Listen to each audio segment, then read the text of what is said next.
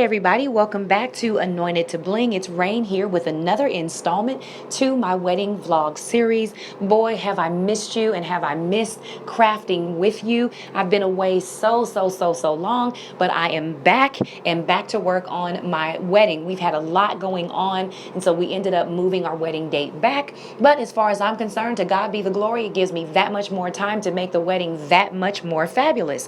I want to show you this particular project called a rose shadow box, which you may have seen floating around Pinterest or all over YouTube. I decided to make my own. I will be using the Cricut maker for this. If you don't have one, with a little ingenuity, you can still make this happen. So don't let the Cricut machine stop you. And I am using a shadow box that I picked up at Michael's. I got it for about 60% off. They were getting rid of them, and so I found it for a great deal. I probably paid all of $4 for it by the time it was done, maybe even 6 maximum with taxes. So if you want to find out how I did it, stay tuned.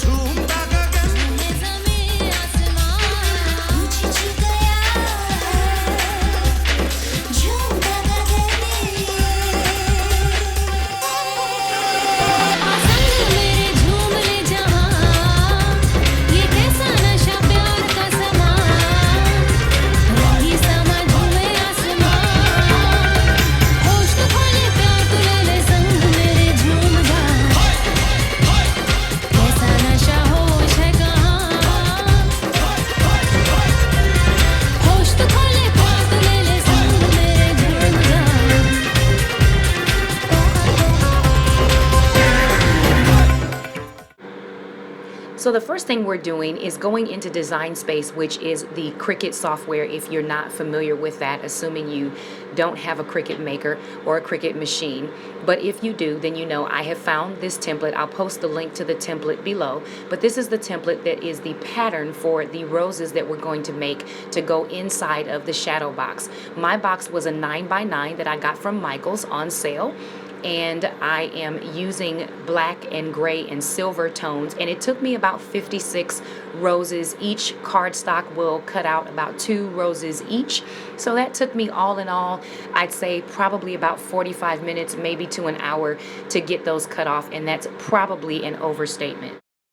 And so here it is cut out, and all I'm going to do is just pull that paper away and pull that off the mat and begin to coil it, as you'll see in just a second.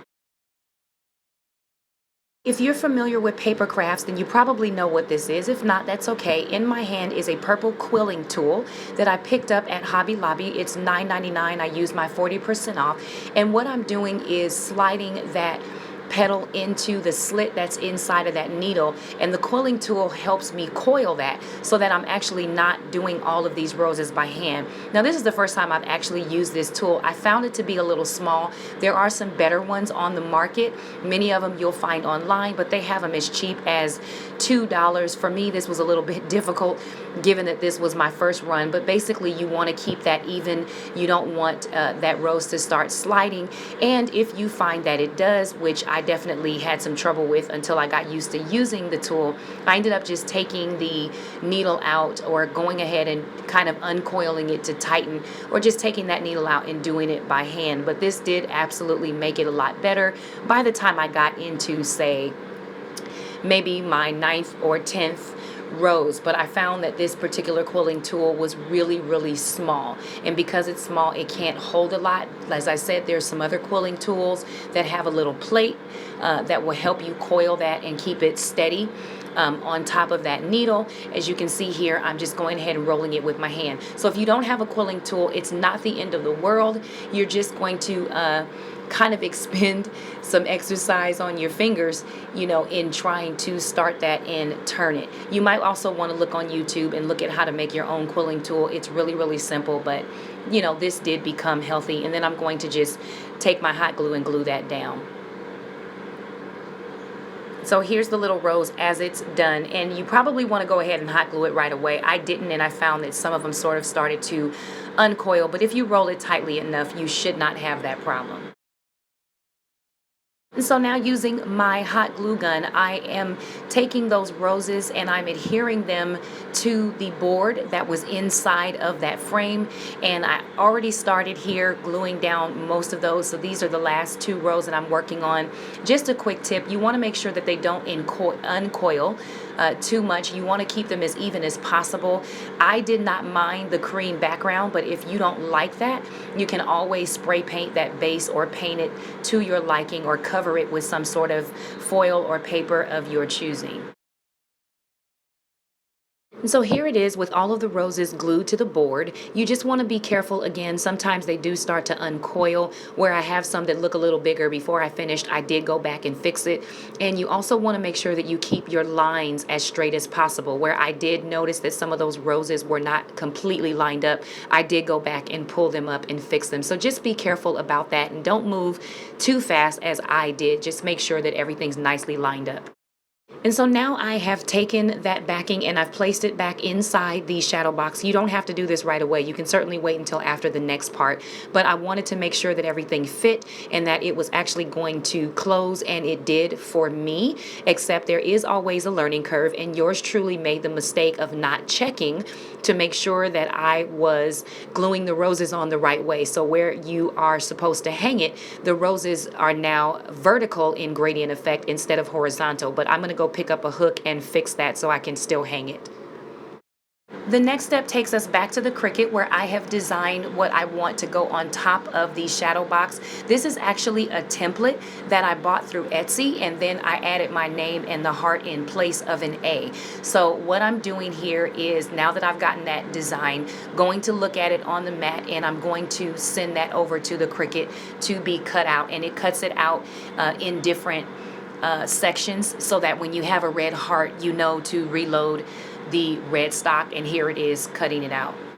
When using Cricut vinyl, fortunately the instructions do come with it. You can always find it online, but what I'm doing here is the process called weeding. I'm pulling off the excess foil, and then once that is done, anything that needs to come off that did not come off when I first pulled off the foil, I'm going to take my weeding tool that is a part of the Cricut accessories kit, and I'm just going to go through and clean it all up. So that's what you see me doing here, is just pulling off this vinyl. And I really like this vinyl. This is Cricut's silver foil vinyl, which I decided to use because I really like the shine on it. But there's all sorts of vinyl that you can use. This is not heat transfer, so I'm going to have to use some transfer tape, which you'll see in a moment, to transfer that onto the glass. But right now, again, this is the process of weeding, and I'm just going in and taking out all of those little things that are blocking the little spaces so that it looks like a really nice cursive design on top of that box. It is a little tedious and it does take a little bit of patience. You want to take your time and not move too quickly, because what you don't want to do is rip the design or rip the vinyl. But if you have a good amount of patience and a steady hand, you'll get the hang of it and you'll be able to get that out of there in no time. This took me all of about 3 minutes, but I've got this sped up here. And when working with vinyl, just another tip, it is a little bit thick, this particular foil vinyl that I'm using, so it takes a little bit of more force with the needle to get that out. So you just really want to be careful. You want to add pressure, but not so much pressure that you end up ripping and cutting into the design. So now that I've gotten everything cut out and appropriately weeded, I'm actually ready to put this on the transfer tape and transfer it onto the front glass of the shadow box. I'm debating using that estimated 2016. I wanted to cut it out to see if it would fit, so that's why you see that there. And so here I am taking the design in my spatula and transferring it onto what is called transfer tape. If you're not familiar with it, Dollar Tree has a lot of transfer tape as well. You don't have to have the expensive Cricut version. This came in the kit, so I'm just using what I had. But once it's transferred to the tape, I was able to pull it off of that white backing, and now I'm ready to lay that out on the glass. And here you just want to measure it carefully, make sure that it's centered and that it's not crooked or angled, because the letters are going to go inside of it and you don't want anything thrown off. Now that I've got this laid on the glass exactly like I wanted, I'm taking that spatula again and I'm pressing all of that down into the glass. You want to go over this with a little bit of force, not too much force so as not to break the glass, but enough to make sure that when you pull off the tape, the design does not come with it. If you see that that's happening, just lay the tape back down and continue the process until it stops doing that. Then once it's all done, you can gently and slowly peel off the tape. Don't rush this process. Again, you don't want things coming off and sticking to the tape. But again, if you see that happen, just lay the tape back down, use your spatula or your tool to flatten it out again to make sure that it sticks to the glass. And here we are at my always favorite part, the absolute final look. I really love how this came out. It really feels like old Hollywood film reel to me. And I am so glad that I took this on. It was new for me, had a lot of challenges along the way, but I absolutely got through it. And again, if you don't have a Cricut, don't be discouraged. You could still make this happen. Use some really small satin roses or foam roses in different colors. You know, the shadow box again came from Michael's. I got it on sale for about $6, and you can always have someone custom make you the decal, and you don't have to do as much work with a cutter anyway. I didn't do the bling on camera. I chose to do that as an afterthought, but I really like how it came out. This is not as big of a project as you usually see me do, but I believe in the little details too, and I think this is going to make a great addition to a lot of the smaller decor on some of the more decorative tables. I hope you enjoyed this. Please comment, like, subscribe, and share. Until next craft, I'll see you soon.